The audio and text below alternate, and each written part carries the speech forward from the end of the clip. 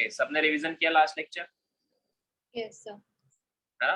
Last class में velocity में average velocity complete कर लिया था, ठीक है। एवरेज वेलोसिटी होता है total displacement upon total time, इसके क्वेश्चंस भी किए थे। फिर हमने इंस्टेंटेनियस वेलोसिटी स्टार्ट किया था, इसकी हमने डेफिनेशन लिखी थी, velocity of the particle at any instant is called instantaneous velocity. याद आया? Yes sir. है ना? So rate of change of displacement is also called instantaneous velocity. Formula क्या आता है? ds/dt। ds/dt is the slope of, किसका slope होता है ये? डिस्प्लेसमेंट टाइम कर्व का, ठीक है। तो डिस्प्लेसमेंट टाइम कर्व का स्लोप होता है वेलोसिटी। तो किसी भी पॉइंट पर हम स्लोप निकालेंगे तो वेलोसिटी मिल जाएगा, है ना? स्लोप और ग्राफ वाले क्वेश्चंस हम अलग से करेंगे, ठीक है। एंड वेलोसिटी टाइम ग्राफ का अगर एरिया निकालें तो डिस्प्लेसमेंट भी मिलता है, डिस्टेंस भी मिलता है। डिस्प्लेसमेंट होता है a1, मतलब पॉजिटिव एरिया और नेगेटिव एरिया। नेगेटिव एरिया कौन सा होता है? नीचे वाला, ठीक है, और पॉजिटिव वाला होता है ऊपर वाला। तो डिस्प्लेसमेंट के लिए पॉजिटिव को एरिया को प्लस में लेना है, नेगेटिव वाले एरिया को माइनस में लेना है, बट डिस्टेंस के लिए सबको प्लस में लेना है। समझ में आया क्या? आया समझ में? हाँ। अब देखो, वेलोसिटी को एक और तरह से डिफाइन कर सकते हैं हम। वेलोसिटी होता है rate of change of velocity displacement.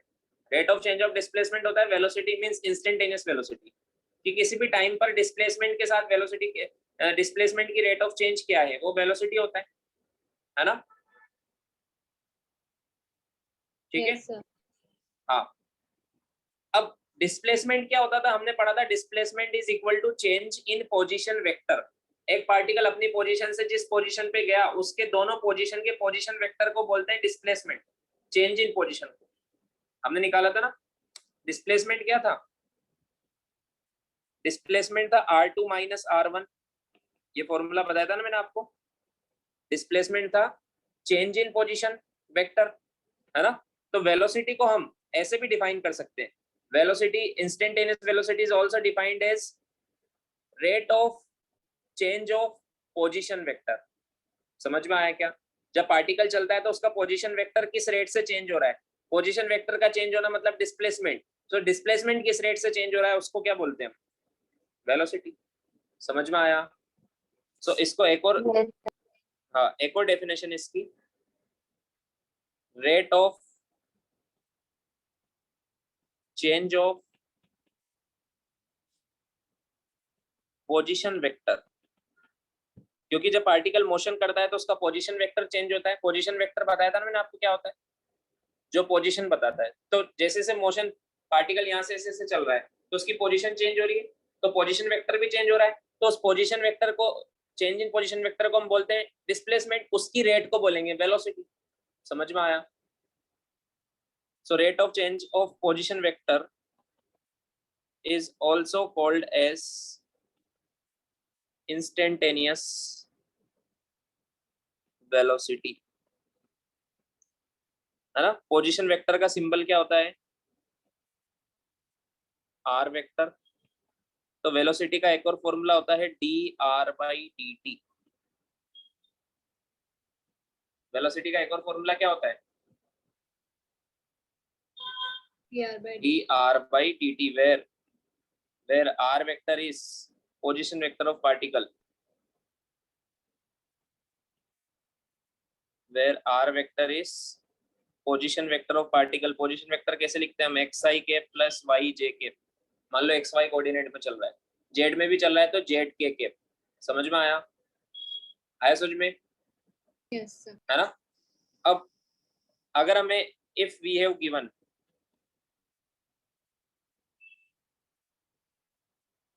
अगर हमें पोजीशन वेक्टर गिवन है या कोऑर्डिनेट गिवन है, पोजीशन वेक्टर और कोऑर्डिनेट्स, जैसे मान लो मुझे गिवन है पोजीशन वेक्टर गिवन है, कोऑर्डिनेट गिवन होना या पोजीशन वेक्टर गिवन होना एक ही बात है। पोजीशन कोऑर्डिनेट से हम पोजीशन वेक्टर लिख सकते हैं ना। सो जैसे मान लो मुझे ये गिवन है R vector, position vector given है मुझे एक्स वाई के फॉर्म में, जेड भी हो सकता है। समझ में आया? अगर मैं इसको डिफरेंशिएट करूं तो वेलोसिटी कैसे निकालेंगे? हमें पता है वेलोसिटी होता है dr/dt। तो इसको टाइम के रिस्पेक्ट में डिफरेंशिएट करेंगे। r की वैल्यू क्या है? xi cap plus yj cap, ये है ना। ये है ना, तो x को डिफरेंशिएट करेंगे तो x का टाइम के रिस्पेक्ट में हो जाएगा dx by dt I cap, plus ये बन जाएगा dy by dt j cap. समझ में आया क्या? ये वेलोसिटी वेक्टर है, आया समझ में? Yes sir. अगर मैं पोजीशन वेक्टर को डिफरेंशिएट करूंगा तो ऐसा ये आएगा डिफरेंशियल। अब ये dx बाई dt क्या है? ये पार्टिकल dx बाई dt मतलब x कोऑर्डिनेट किस रेट से चेंज हो रहा है, that is dx by dt। dx by dt क्या है? Rate of change. Velocity of particle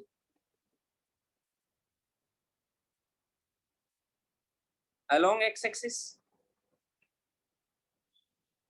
समझ में आया क्या?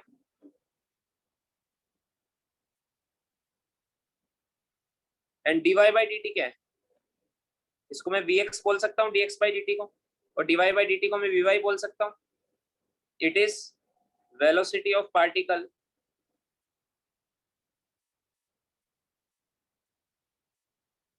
Along y axis.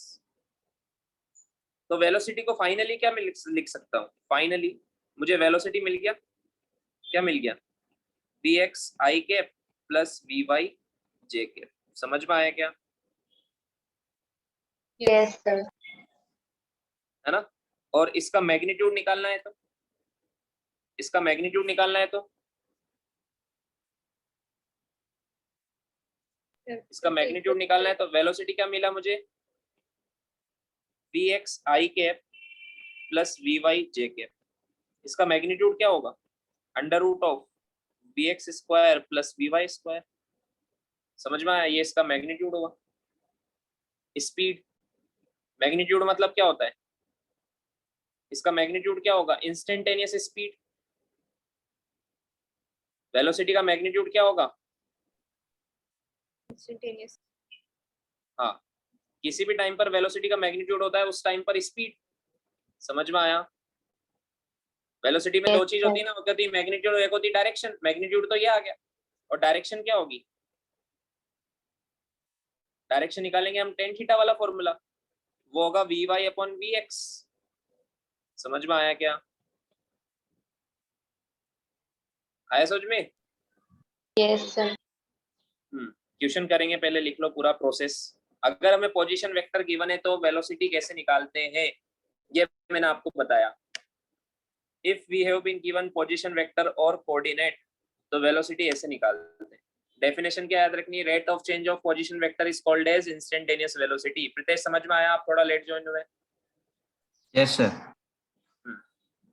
Rate of change of position vector is also called as instantaneous velocity. Formula क्या है याद रखना? dr by dt। इसमें r वेक्टर क्या होता है? r वेक्टर होता है पोजीशन वेक्टर। समझ में आया? लिख लो, क्वेश्चन करते हैं। A particle is moving in xy plane such that its x coordinate is x is equal to alpha t square such that its coordinates are, ऐसे लिख देते हैं, its coordinates are x equal to alpha t square and y equal to beta t square. Find its instantaneous velocity.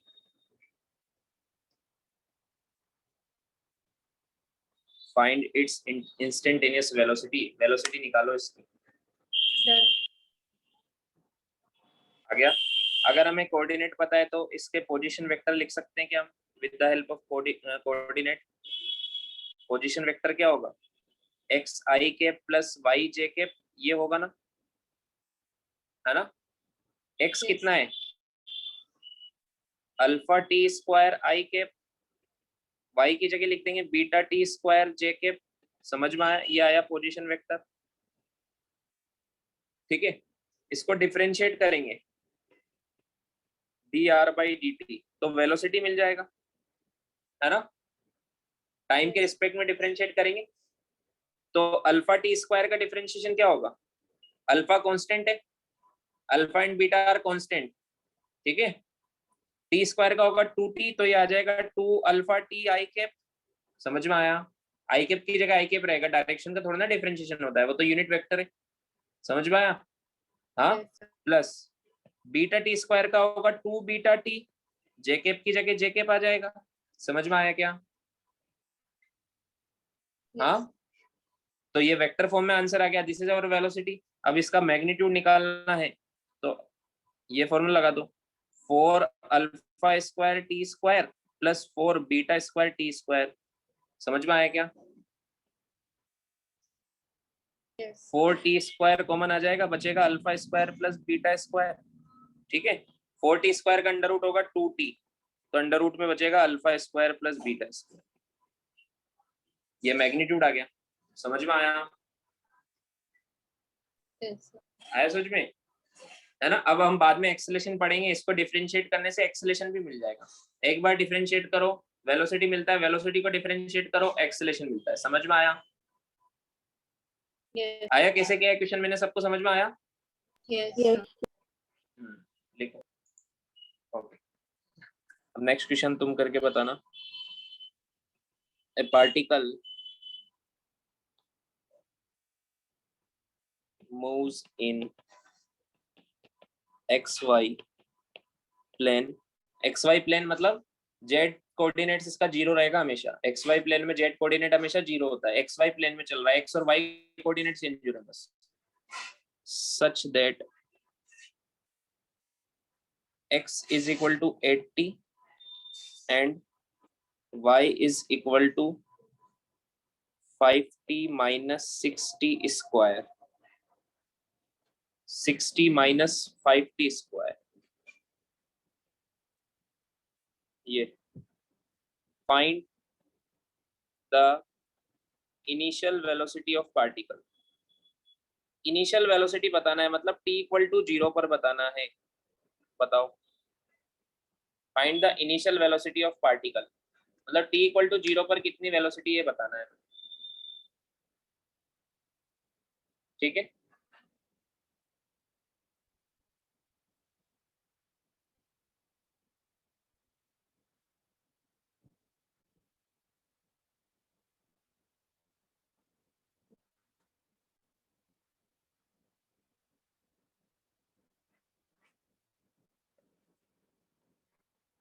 क्या answer आया, 10. 10 metre per second. Direction भी निकाली, direction भी निकाल लो। देखो Yes. पोजीशन वेक्टर क्या होता है, x कोऑर्डिनेट और y कोऑर्डिनेट के हेल्प से हम लिख सकते हैं x along x axis i cap, y along y axis means j cap, xi cap plus yj cap. x coordinate है ये और y कोऑर्डिनेट है ये, तो ये वैल्यू पुट कर दो, 8t i cap plus 6t minus 5t square j cap. अब इसको डिफरेंशिएट करेंगे तो वेलोसिटी आएगा, है ना।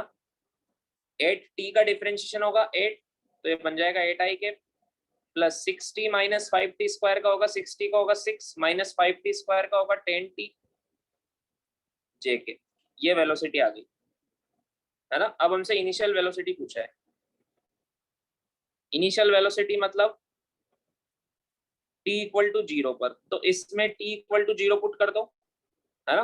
देखो x एक्सिस के अलोंग तो कांस्टेंट है वेलोसिटी, 8 ही है हमेशा, x एक्सिस के अलोंग तो चेंज ही नहीं हो रही है, टाइम पे डिपेंड ही नहीं कर रही है। वेलोसिटी का x कंपोनेंट vx तो कांस्टेंट है, बट vy चेंज हो रहा है टाइम के साथ, समझ में आया क्या।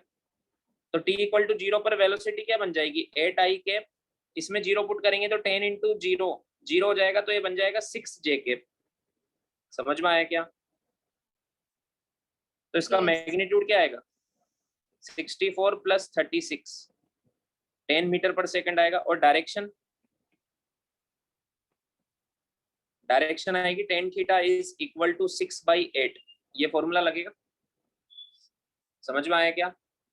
हाँ, 6/8 मतलब 3/4 मतलब 37 डिग्री, तो अगर एक्स एक्सिस के अलोंग मैं नॉर्थ बोलता हूँ और वाई एक्सिस के अलोंग में एक्स एक्सिस के अलोंग अगर मैं ईस्ट बोलता हूँ और वाई एक्सिस के अलोंग में नॉर्थ बोलता हूँ, तो ये एंगल किससे बताता है? एक्स एक्सिस से बताता है 37 डिग्री।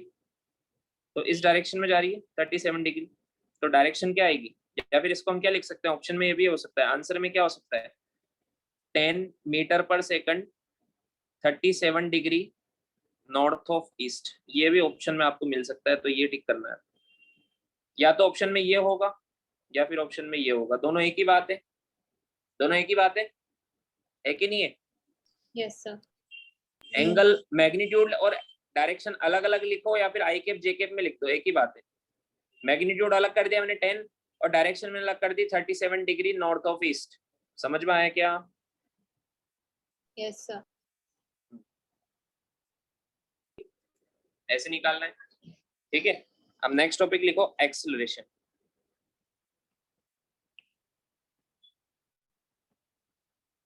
एक्सेलरेशन देखो, एक्सेलरेशन कब आएगा पार्टिकल में? जब वो अपनी वेलोसिटी यूनिफॉर्म रखेगा या नॉन यूनिफॉर्म? कब आएगा acceleration? Non-uniform. Non uniform. Actual में एक्सेलरेशन होता है change in velocity of A particle per unit time.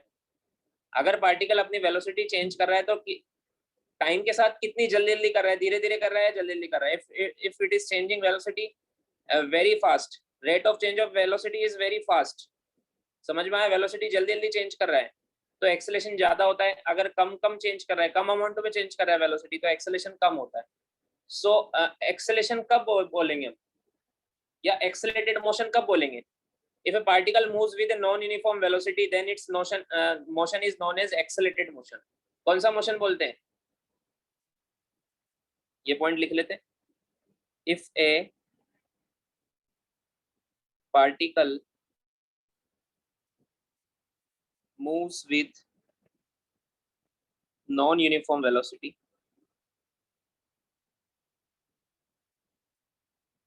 then its motion is called as accelerated motion. समझ में आया? ये लाइन समझ में आई? अगर यूनिफॉर्म वेलोसिटी से चलता है पार्टिकल तो मोशन को बोलते हैं यूनिफॉर्म मोशन। डिफरेंस समझ में आया यूनिफॉर्म मोशन और एक्सेलरेटेड मोशन? यूनिफॉर्म मोशन में वेलोसिटी यूनिफॉर्म होती है और एक्सेलरेटेड मोशन में वेलोसिटी नॉन यूनिफॉर्म होती है। समझ में आया? आया समझ में? सो एक्सेलरेशन को कैसे डिफाइन करेंगे? Change in velocity of any particle per unit time is known as acceleration. समझ में आया? Change in velocity of any particle per unit time is known as acceleration. ठीक है। अब ये भी दो टाइप का होगा, हमने देखा स्पीड भी दो टाइप की थी, एवरेज और इंस्टेंटेनियस। वेलोसिटी भी दो टाइप की थी, एवरेज और इंस्टेंटेनियस। एक्सेलरेशन भी दो टाइप का होगा, एवरेज और इंस्टेंटेनियस। दोनों में क्या डिफरेंस होगा? एवरेज एक्सेलरेशन में तो क्या होगा, पूरा मोशन में कितना एवरेज एक्सेलरेशन वो कैसे निकालेंगे? पूरे मोशन की फाइनल वेलोसिटी माइनस पूरे मोशन की initial velocity upon time taken, पूरे जर्नी का एक्सेलरेशन आएगा, वो एवरेज आएगा। समझ में आया क्या? एक्सेलरेशन क्या होता है? Change in velocity upon time. तो अगर एवरेज निकालना है पूरे मोशन का, तो चेंज इन वेलोसिटी हम क्या निकालेंगे? Final velocity minus initial velocity. ठीक है, समझ में आया? Upon time. और इंस्टेंटेनियस एक्सेलरेशन अगर हमें निकालना है तो एवरी इंस्टेंट पर वेलोसिटी किस रेट से चेंज हो रही है, उसके लिए हम final velocity minus initial velocity नहीं करेंगे, उसके लिए हम करेंगे dv by dt। समझ में आया? मान लो dt टाइम में वेलोसिटी dv से चेंज हुई तो एक्सेलरेशन कितना आएगा? dv by dt। आया समझ में? है ना? वेलोसिटी को डिफरेंशिएट कर, it is rate of change of velocity. Rate कैसे निकालते हैं? Rate of change of velocity कैसे निकालेंगे? dv by dt, वो होगा इंस्टेंटेनियस एक्सेलरेशन। समझ में आया? हाँ, तो पहले हम पढ़ेंगे average acceleration.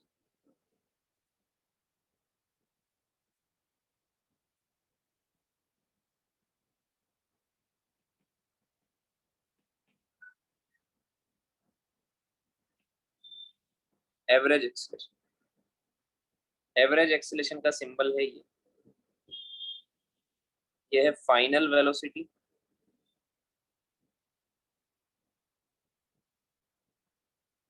Minus initial velocity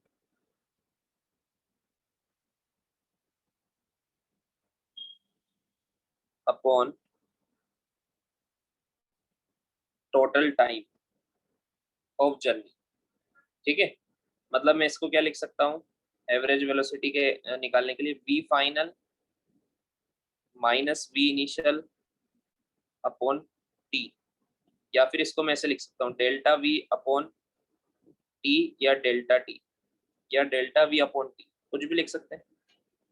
समझ में आया? Delta Yes, t yes. बोलो मतलब टोटल टाइम, या t बोलो एक ही बात है ना। और जब हम इंस्टेंटेनियस निकालते हैं तो ये वैल्यू छोटी हो जाती है, डेल्टा v की जगह आ जाता है tv और डेल्टा t की जगह आ जाता है dt। समझ में आया क्या? हाँ, dv भी तो चेंज इन वेलोसिटी है, dt भी तो टाइम है। dv ये चेंज इन वेलोसिटी मतलब बहुत कम टाइम में, dt टाइम में चेंज इन वेलोसिटी, उसको बोलेंगे इंस्टेंटेनियस वेलोसिटी। समझ में? Instantaneous acceleration. समझ में आया क्या? Yes, sir. Yes, sir. सो आप कुछ भी लिख सकते हो, ये सारे फॉर्मूले सही है, एक ही बात है सब। v final minus v initial upon time, है ना। अब it is a vector quantity,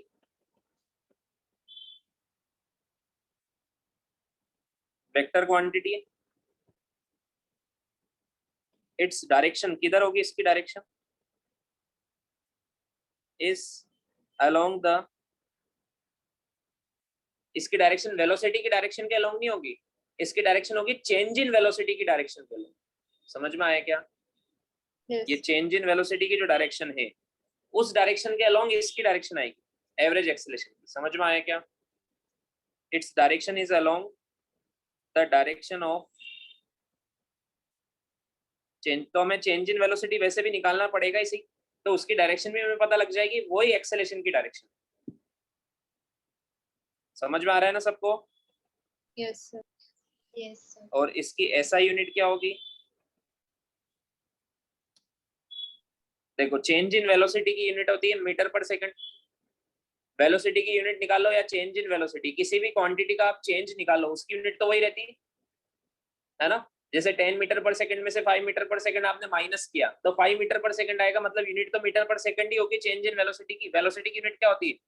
metre per second upon time, time की यूनिट होती है सेकंड, तो metre per second upon second तो क्या बन जाएगा? Meters per second square. Metre per second. समझ में आया? यूनिट क्या होगी? Centimeters per second square. आया समझ में? लिखो। Yes. और एक और एवरेज का फॉर्मूला जो हर जगह वैलिड होता है वो भी लिख ही लेते हैं। एवरेज एक्सेलेरेशन का एक और formula integration A D T, ये वाला फॉर्मूला याद है कि नहीं याद है? Yes, sir. From 0 to T upon T minus 0, या t1 टू t2 निकालना है तो from t1 to t2 upon t2 minus t1। समझ में आया क्या? Yes, sir. ये एवरेज वाला फॉर्मूला ये हर क्वांटिटी में लगता है ना। हमने average velocity, average speed, average acceleration सब में, एवरेज वेलोसिटी में इंटीग्रेशन v dt आया था। आया समझ में? Yes, sir. देखो,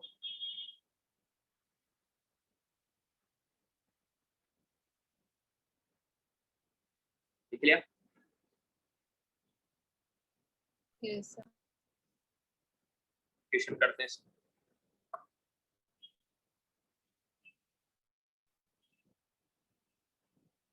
initial velocity of a particle is 5 meter per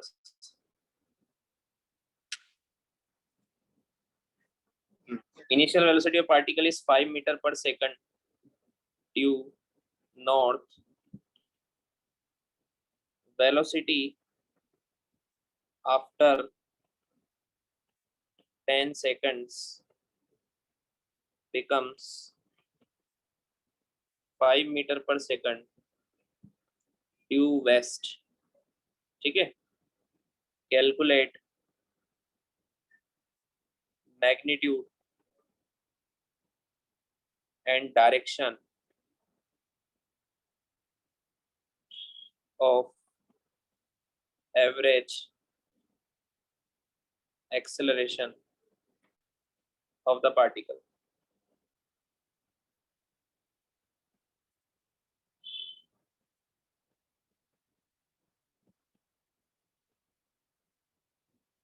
हमें मैग्नीट्यूड अलग कैलकुलेट करना है और डायरेक्शन अलग कैलकुलेट करनी है average acceleration of the particle की। मैंने आपको बताया एवरेज एक्सेलरेशन निकालने का फॉर्मूला, इनिशियल वेलोसिटी पता है और फाइनल वेलोसिटी पता है और टाइम पता है। तो देखो इसमें स्टूडेंट्स क्या मिस्टेक करते हैं, जल्दबाजी में 5 है 5 है 5 - 5 0 करके, वो तो स्पीड चेंज नहीं हो रही बट वेलोसिटी तो चेंज हो रही है ना। क्यों, पहले नॉर्थ में थी बाद में वेस्ट हो गई, तो डायरेक्शन की वजह से भी velocity change, velocity can be change by 3 ways, हमने पढ़ा था लास्ट क्लास में, है ना, by direction only, by magnitude only, by both. तो इसमें क्या चेंज हो रहा है, डायरेक्शन, डायरेक्शन चेंज हो रही तो वेलोसिटी चेंज हो रही है, मतलब नॉन यूनिफॉर्म वेलोसिटी, मतलब एक्सेलरेशन होगा, जीरो तो पॉसिबल है ही। समझ में आया? हाँ, सो सबसे पहले बताओ मुझे वी इनिशियल क्या है। 5 metre per second due north, इसको मैं 5 जे कैप बोल सकता हूँ। नॉर्थ की तरफ क्या होता है, जे कैप, है ना, समझ में आया? आफ्टर 10 सेकंड फाइनल वेलोसिटी क्या हो गई, ड्यू वेस्ट। ईस्ट की तरफ आई कैप होता है, वेस्ट की तरफ क्या होता है, माइनस आई कैप, है ना। तो क्या बन गया, -5 आई कैप। बोलो इसमें कोई डाउट है? और टाइम कितना लगा, 10 सेकंड। एवरेज एक्सेलरेशन का फॉर्मूला क्या होता है,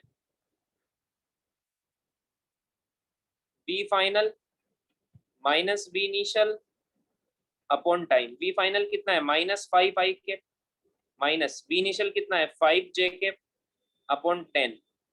10 से डिवाइड करेंगे तो -1/2 आई कैप आएगा, -1/2 जे कैप आएगा। ये आ गया एवरेज एक्सेलरेशन। बट हमें इसका मैग्नीट्यूड और डायरेक्शन दोनों अलग अलग बताना है। समझ में आया क्या?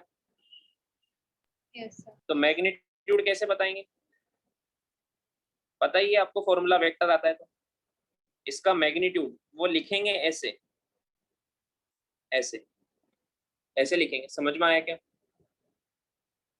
मोड लगा दिया उसके, मोड कैसे निकालते हैं, 1/2 का स्क्वायर 1/4 प्लस 1/2 का स्क्वायर 1/4। समझ में आया? मतलब √1/2 मतलब 1/√2 मीटर पर सेकंड स्क्वायर। बोलो समझ में आ गया क्या? Yes, sir. Yes, sir. और डायरेक्शन, डायरेक्शन तो देखो दोनों कंपोनेंट इक्वल है, माइनस आई कैप माइनस जे कैप, मतलब वेस्ट और साउथ के बीच में। इसका डायरेक्शन कैसे निकालेंगे, 1/2 इधर और 1/2 इधर। समझ में आया क्या? माइनस में है ना, माइनस मतलब इस साइड, और ये वाला माइनस मतलब नीचे की साइड। ये भी कितना है 1/2 और ये भी कितना है 1/2। तो इसकी डायरेक्शन किधर आ रही है, एकदम बीचों बीच। समझ में आया? तो ये एंगल कितना आएगा, 45 डिग्री आएगा कि नहीं आएगा? Yes. Yes. आया समझ में? 45 डिग्री ये होता है वेस्ट, ये होता है साउथ, तो किधर आएगा डायरेक्शन, साउथ वेस्ट। समझ में आया? तो फुल आंसर क्या लिखेंगे हम एवरेज एक्सेलरेशन का, 1/√2 metre per second square due south west. ये आंसर है, ये वाला ऑप्शन आपको चूज करना है। समझ में आया क्या? हाँ, Yes. कैसे बताते हैं डायरेक्शन, दोनों नेगेटिव है मतलब साउथ वेस्ट में होगा, प्लस माइनस देख के बताना है आपको। दोनों के कंपोनेंट इक्वल है, अगर अनइक्वल होते तो कैसे बताते हैं, अगर कंपोनेंट अनइक्वल होते तो फिर फॉर्मूला लगाते टेन थीटा वाला, टेन थीटा वाला। समझ में आया? याद है ना फॉर्मूला क्या होता है, टेन थीटा वाला, उससे एंगल निकलता, फिर बता देते 37 डिग्री 50 45 डिग्री 53 डिग्री, कुछ भी एंगल हो सकता है, 60 डिग्री 30 डिग्री। समझ में आया? लिखो इसको, Yes. ठीक है। सो ये साइन देखकर दोनों नेगेटिव कौन से क्वाड्रेंट में होते हैं? थर्ड क्वाड्रेंट में। फर्स्ट क्वाड्रेंट में दोनों पॉजिटिव होते हैं, थर्ड में दोनों नेगेटिव होते हैं। थर्ड क्वाड्रेंट मतलब साउथ वेस्ट की तरफ आएगा। समझ में आया? Yes, sir. लिख लिया ना सबने? एक क्वेश्चन और करते हैं। A particle moves along a circle of radius 2 meter with constant speed 10 meter per second. Calculate average acceleration of the particle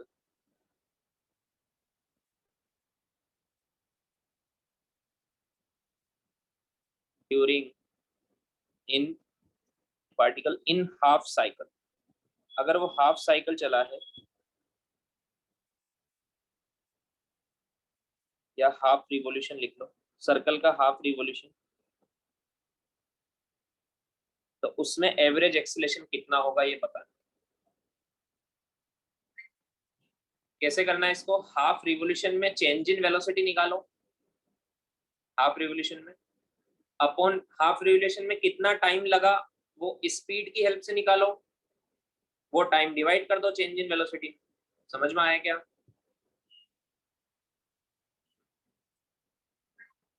देखो इधर,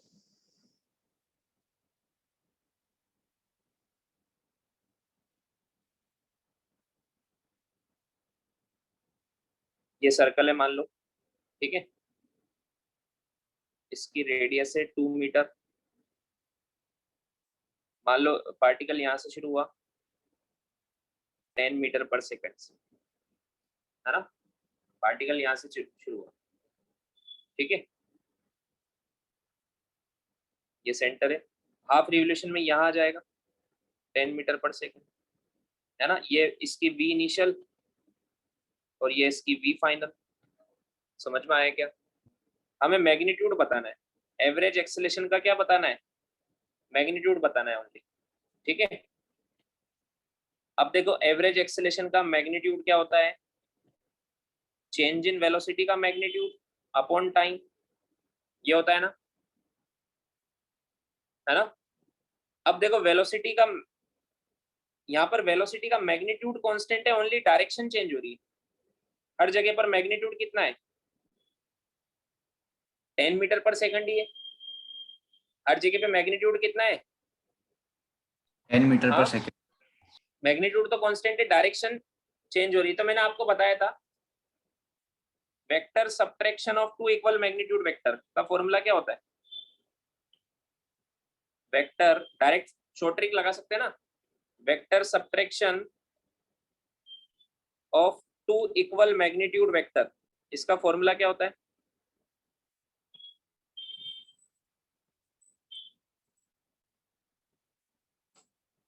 अरे बोलो ना क्या होता है? हाँ, मान लो ए वेक्टर है और बी वेक्टर है, दोनों का मैग्नीट्यूड ए है, तो उसका फॉर्मूला क्या बताया था मैंने? 2a sin थीटा बाई 2, ये बताया था ना? हाँ,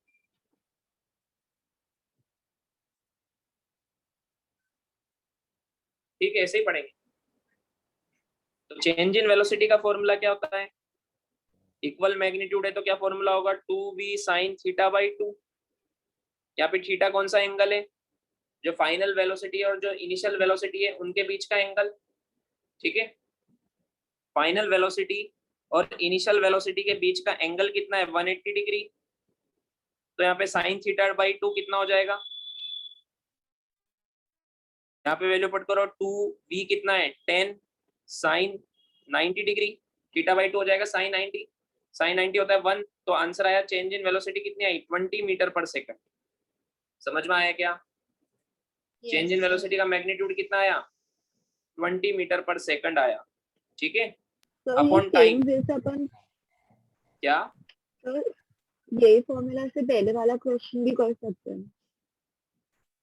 हाँ कर सकते थे, उसमें भी इक्वल मैग्नीट्यूड था। समझ में आया? Yes sir. ठीक है। Okay sir. अब देखो टाइम, टाइम कैसे निकालेंगे? टाइम निकालेंगे यहां से यहां तक का, ये पूरा टाइम। तो ये कितने स्पीड से चल रहा है? 20 से। और कितना चला? पाई आर। टाइम होगा डिस्टेंस अपॉन स्पीड से। टाइम हमेशा इसी फॉर्मूले से निकालना है, डिस्टेंस अपॉन स्पीड।